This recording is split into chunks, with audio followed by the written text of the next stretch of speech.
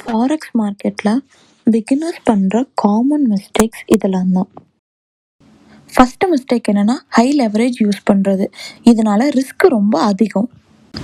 Second mistake stop loss இல்லாம trade பண்றது. இதனால அக்கௌண்ட்டே வாஷ் அவுட் ஆகிறதுக்கான நிறைய ரீசன் இருக்கு. தேர்ட் மிஸ்டேக் என்னன்னா நியூஸ் டைம்ல ட்ரேட் பண்றது. சம்டைம்ஸ் இந்த டைம்ல நியூஸ் நடக்குதா இல்லையாங்கிற அந்த அவேர் இல்லாம ட்ரேட் பண்ணுவோம். சம்டைம்ஸ் நியூஸ் இருக்குன்னு தெரிஞ்சு அதிக ப்ராஃபிட் வரணும்னு பேராசைப்பட்டு ட்ரேட் பண்ணுவோம். ஸோ இது ரொம்ப ரொம்ப ரிஸ்க். இது எல்லாத்தையும் விட த பிக்கஸ்ட் மிஸ்டேக் என்னன்னா ஓவர் ட்ரேடிங் பண்றது.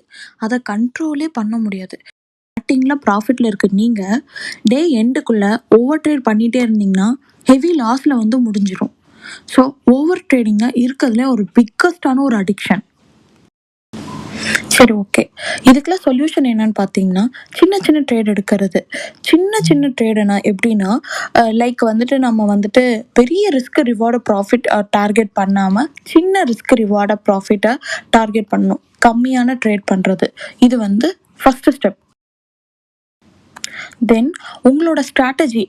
ட்ரேடிங்கில் நிறைய டைப் ஆஃப் ஸ்ட்ராட்டஜி இருக்குது. ஒவ்வொரு ஸ்ட்ராட்டஜி யூஸ் பண்ணுவோம். ஸோ நம்மளுக்குன்னு உண்டான ஒரு ஸ்ட்ராட்டஜியை 100 டைம்னாலும் சரி 200 டைம்னாலும் சரி கொஞ்சம் கூட நம்ம டைம் வேஸ்ட் அப்படின்னு யோசிக்காமல் அதை நம்ம டெமோ அக்கௌண்ட்டில் போட்டு இந்த ஸ்ட்ராட்டஜி ஒர்க் ஆகுதா அப்படிங்கிறத நம்ம செக் பண்ணிட்டே இருக்கணும்.